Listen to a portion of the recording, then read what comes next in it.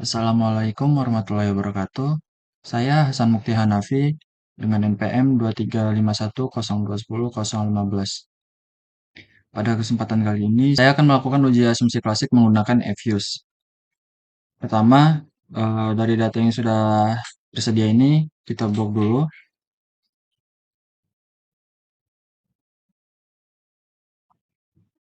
Lalu kita copy. Pertama-tama, CTRLN, lalu masukkan di sini 1974, lalu 2002. Oke, lalu klik empty group, masukkan data yang sudah di copy tadi, lalu crop, make a question, C-nya dipindah ke depan, enter, lalu probability-nya di sini, lalu di sini pencet lagi view, habis itu residual, setelah itu histogram. Bisa dilihat dari data yang di sini, ini di bawah 0, di bawah 10 semua, dan probability-nya juga di bawah 10. Setelah itu kita lanjut di view, habis itu coefficients, setelah itu variance.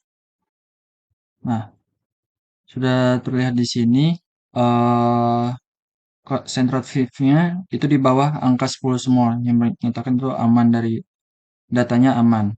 Setelah itu di freeze kembali. Selanjutnya pencet view, lalu residual, chat serial correlation LM test. Ini di likes to include-nya itu dua aja. Itu oke. Setelah itu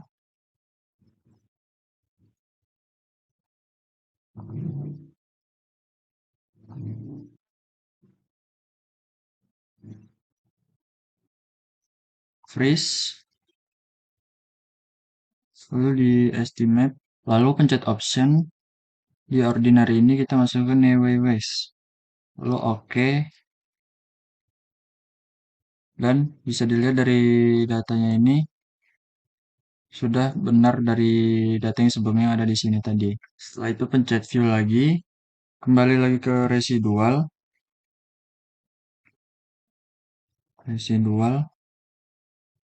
setelah itu ke heteroseritas, gunakan white, lalu oke,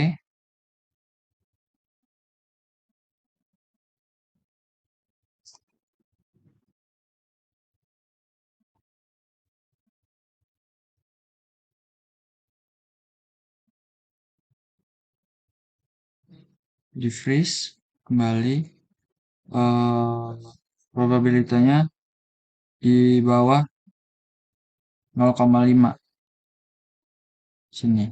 Karena dari data di sini tidak ada heterosiditasnya, maka kita akan menggunakan data yang lain untuk menguji data yang heterosiditas dan cara untuk menyembuhkannya.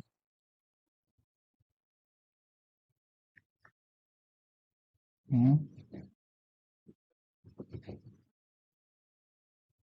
Dari sini di copy,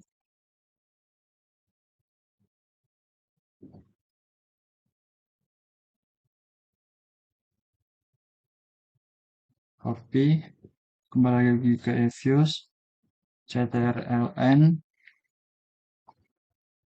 masuk ke that. Kita akan menggunakan 50 observasi.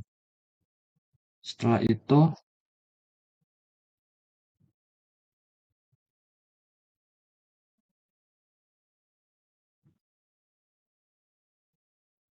quick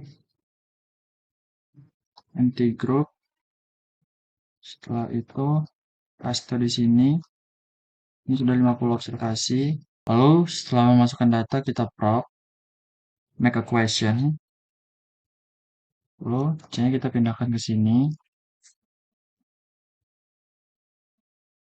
Udah.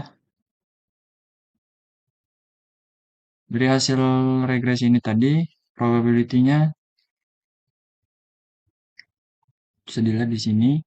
Setelah itu, kita freeze.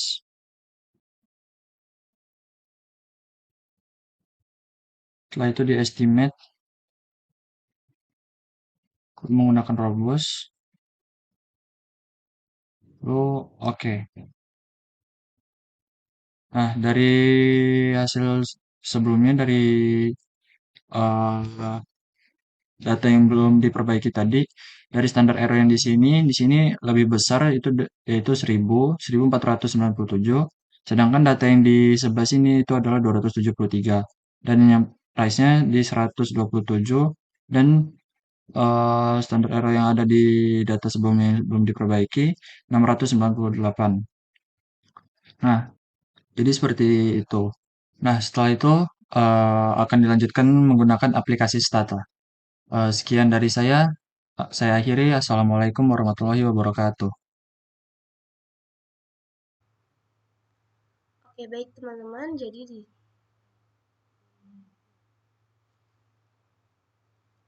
Oke, baik teman-teman. Jadi di sini aku akan melanjutkan uji asumsi klasik menggunakan aplikasi Stata.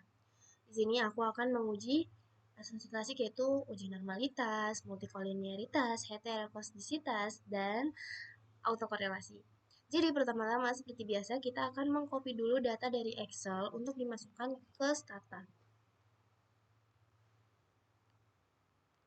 Lalu kita masukkan seperti biasa ke datasetnya Stata.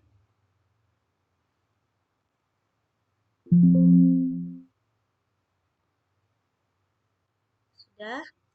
Lalu kita langsung saja menguji asumsi klasik normalitas. Di sini aku akan menggunakan metode skewness dulu yang file sktest, lalu kita masukkan Y, PC, PB, YD, temp, dan PRP. Nah, di sini kan sudah keluar ya teman-teman. Jadi di sini hanya variabel Y yang tidak menunjukkan hasil signifikan karena P-nya itu sama dengan 0,0196 yang artinya lebih kecil dari 0,05. Itu artinya distribusinya tidak normal, teman-teman. Sedangkan variabel lainnya memiliki P yang lebih dari 0,05 sehingga tidak cukup bukti untuk menolak normalitas yang artinya um, variabel yang lainnya sudah normalitas.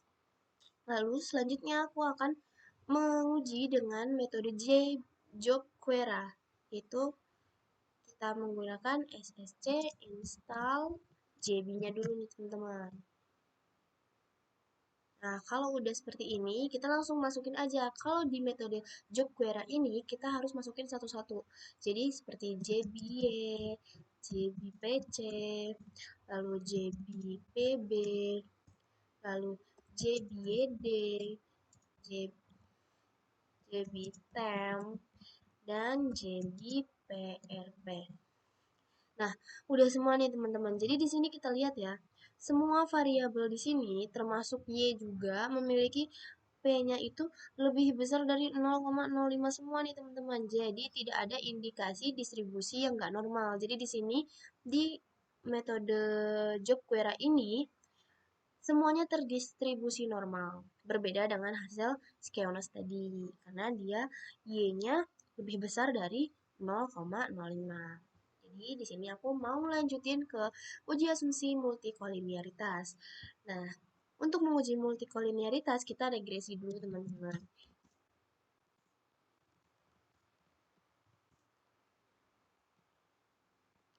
Nah, udah ya teman-teman, kita udah regresi di sini, lalu kita akan memasukkan atau kita coba install dulu Viv-nya.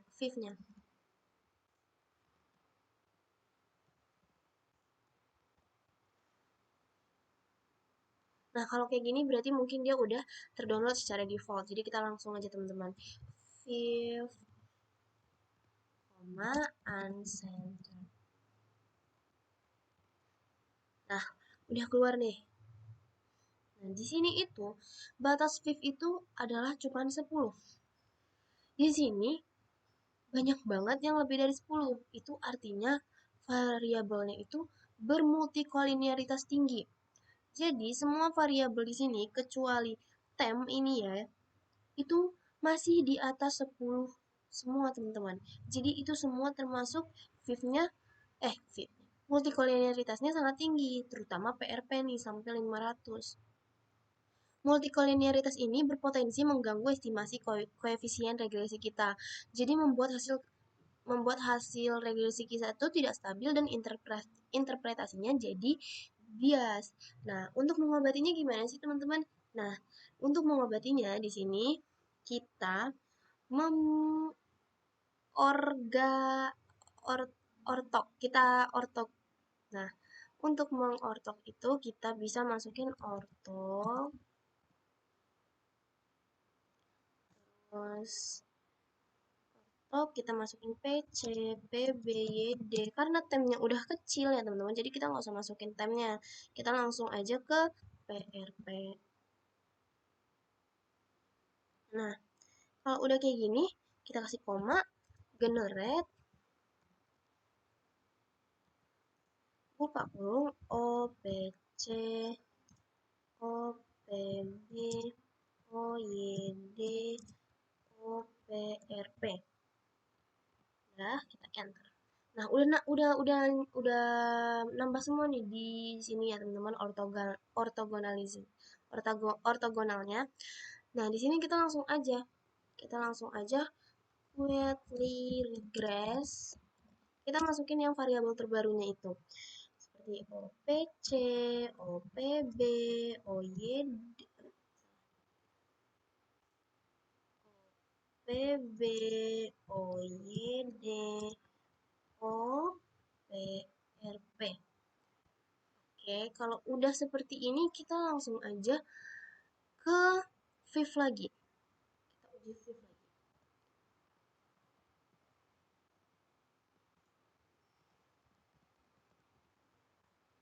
Nah, di sini semua udah satu semua nih, teman-teman. Kalau fifth-nya itu sama dengan satu semua, berarti udah tidak ada korelasi antar variabel tersebut dan variabel independen lainnya. Jadi, multikolinearitasnya sepenuhnya tidak ada. Koefisien regresi kita sekarang udah stabil, presisinya tinggi, dan interpretasinya bisa dipercaya. Jadi, aku akan melanjutin uji asumsi klasik ke heteroskodesitas. Nah, untuk masuk ke heteroskodesitas, kita regresi ulang dulu nih.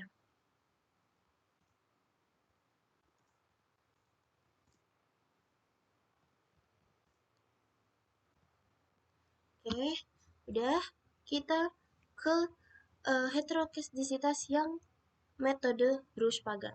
Jadi kalau untuk masuk ke Bruce-Pagan itu kita ketiknya stat head test IID RHS. Nah, udah keluar ya teman-teman. Nilai P value-nya itu 0,0608 yang artinya lebih besar dari 0,05, yang artinya H0-nya diterima nih teman-teman. Artinya nggak ada bukti untuk menyatakan nggak tidak ada cukup bukti untuk menyatakan terjadinya heteroskasitas. Model lulus uji Bruce-Pagan ini berada pada taraf signifikan 5%. Namun karena mendekati 0,05, sebaiknya kita uji dulu lagi lebih lanjut menggunakan uji White. Jadi kalau untuk uji White-nya itu adalah stat imtest, White. Nah, udah ketemu nih teman-teman.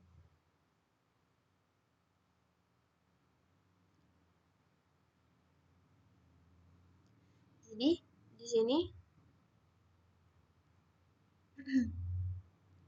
0,0 apa sih, P value-nya ini lebih besar nih dari 0,05. Jadi artinya H0-nya ditolak, H0-nya diterima. Artinya tidak ditemukan indikasi heteroskadistisas, skewness atau kurtosis yang mengganggu dalam model kita. Berdasarkan hasil uji Bruce-Pagan sama White, model regresi ini dinyatakan tidak mengandung heteroskedasitas. Hal ini ditunjukkan oleh karena p-value-nya itu lebih besar dari 0,05. Jadi pada kedua uji kita tuh p-value-nya itu lebih lebih terus dari 0,05. Nah, itu menunjukkan kita nggak ada heteroskedasitas, yang berarti varians residualnya itu konstan konstan dengan asumsi klasik homoskedastisitas.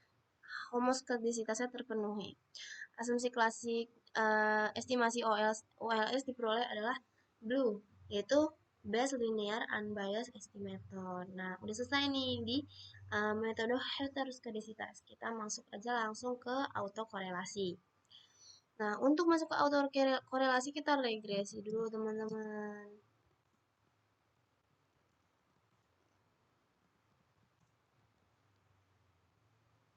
Udah ya, teman-teman. Kita langsung masukin aja. Gen time sama dengan underscore n. Nah, kalau udah kita cek, oh udah ada nih time-nya. Jadi kita langsung aja ke t-set.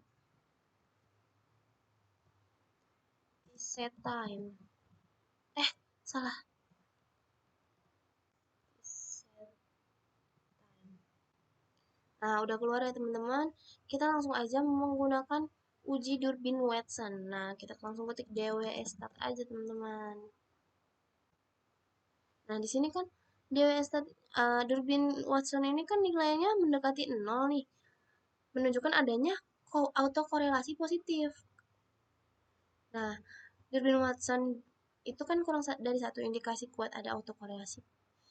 Dari uji Durbin Watson yang lebih kecil dari satu ini indikasinya kuat adanya autokorelasi positif. Dengan Durbin Watson yang menghasilkan 0,9519208 ini menunjukkan adanya autokorelasi positif antar residual pada model regresi kita. Terus selanjutnya kita akan menguji dengan metode Bruce Godfrey. Jadi um,